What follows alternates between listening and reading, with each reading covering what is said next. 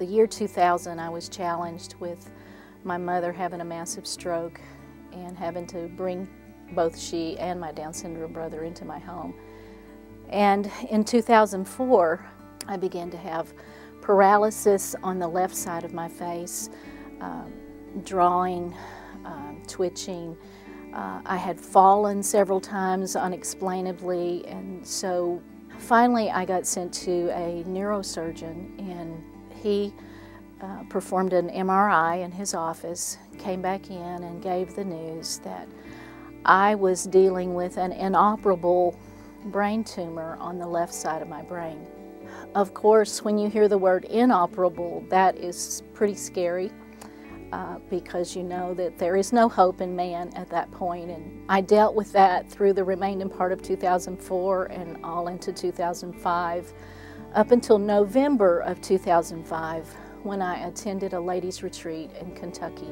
I was leading a group of ladies. Lady came running down the corridor and she says, "Oh, can I attend your group as well?" We went around the room discussing their needs, and we had prayer for each one. And when it came to the lady that was not supposed to be in the room, she stood up. She said, "I don't have a prayer request, I have a praise." And she began to tell about her own personal experience, how that she had 2 brain tumors. She lay in a coma for 6+ weeks. Her church family had stood by her bed 24/7, taking intervals and praying and interceding for her life. The doctors had told them that she would be a vegetable. But miraculously one day she awoke. I'm sitting here thinking, none of these ladies know what's going on in my own life. Of course, I had tears streaming down my face, and I called her by name and I said, "You know, it's not by chance that you're here today." And I said, "I would like for you to pray for me." I did not tell her where the tumor was. I did not tell her any of my symptoms. I did not give her any information. And she walked over to me and she placed her hand directly on my head where that tumor was. Immediately I felt the presence, a divine presence of the Almighty.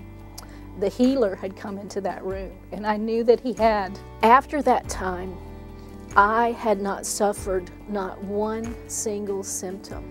I went to the neurosurgeon at Erlanger again, and I explained to him what had happened to me in November, and I told him that I felt that I was healed.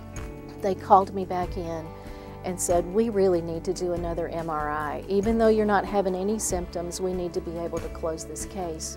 They took me in and did the MRI. I came out, we waited, and he came back in and he said, "You are Annette Taylor, aren't you?"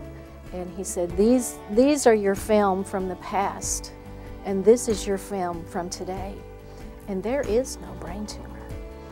I knew that God had touched me, and he had began to shrink that tumor then, but by 2008, it was no more.